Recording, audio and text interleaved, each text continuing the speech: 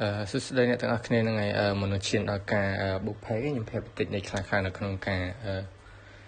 create audience ពីដំបូងយើងចូលទៅកាន់ Microsoft មកយើងចូល Meta Business Suite នេះមកវានឹងផ្ទាំង load ឲ្យដំបូងចេះយើងអាចចូលខ្ញុំចូល start now នេះវា slow ទេ Wi-Fi ខ្ញុំវាអត់សូវដែរនេះបើកពីដំបូងយើងចេញផ្ទាំងចេះតើតើមួយ Ad Manager នេះខ្ញុំដូរ account សិនព្រោះខ្ញុំប្រើ account ច្រើនអញ្ចឹងក្នុង Ad Manager នោះវាមានច្រើនមុខងារសម្រាប់ឲ្យយើងប្រើប្រាស់អញ្ចឹង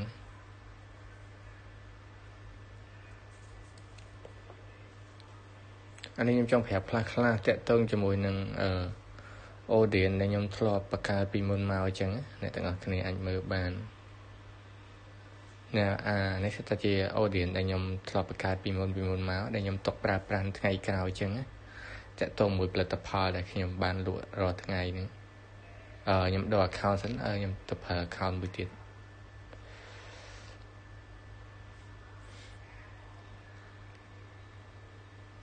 អានេះខ្ញុំគ្រាន់តែឧទាហរណ៍ឲ្យអ្នកទាំងអស់គ្នាមើលខ្លះៗសម្រាប់អ្នកទាំងអស់គ្នានឹងយល់ហើយអនុវត្តតាមពីដំបូងយើងចូលទៅកាន់ create audience ហើយអានេះតែទៅមួយ custom audience អានេះខ្ញុំអត់ទាន់បង្ហាញអ្នកទាំងអស់គ្នាទេខ្ញុំគ្រាន់តែឲ្យមើលទូទៅទេខ្ញុំបង្ហាញដំបូងតាក់ទងមួយ sell audience អ្នកទាំងអស់គ្នាអាចមើលបានពីដំបូងយើងចូល sell audience ហើយឥឡូវនេះយើងដាក់ឈ្មោះតែខ្ញុំអត់ទាន់ដាក់ទេខ្ញុំទៅកំណត់ខាងក្រោមសិនអានេះខ្ញុំកំណត់អាយុយើងអាចដាក់ទៅតាមផលិតផលរបស់យើងដែលយើងលក់ចឹងខ្ញុំដាក់30ទៅ65ចឹងទៅហើយតាក់ទងមួយ page ខ្ញុំដាក់ទាំងពីរចឹងណាហើយចំពោះភាសាខ្ញុំប្រើអង់គ្លេសសុទ្ធហើយទាំងខ្មែរហើយអ្វីដែលសំខាន់នេះតាក់ទងជាមួយនឹងtargeting នេះយើងអាចប្រើអីក៏បាននិយាយទៅតាក់ទងមួយការលក់របស់យើងចឹងអានេះខ្ញុំប្រើទៅកាន់ online shopping retail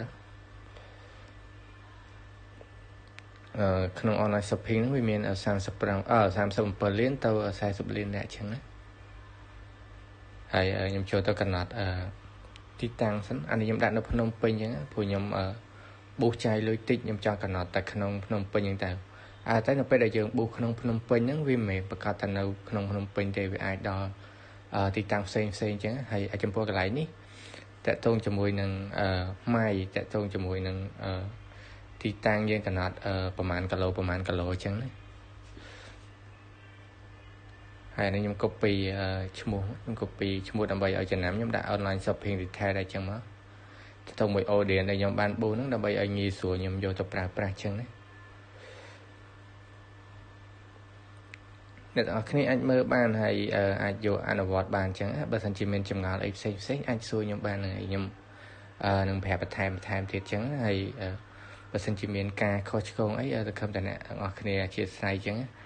ហើយចំពោះនេះយើង create ហើយតើតើមួយនេះខ្ញុំ create មុនហ្នឹងតើតើមួយ online shopping retail ហ្នឹងខ្ញុំមានតែប៉ុណ្្នឹងទេអរគុណច្រើនអ្នកទាំងអស់គ្នា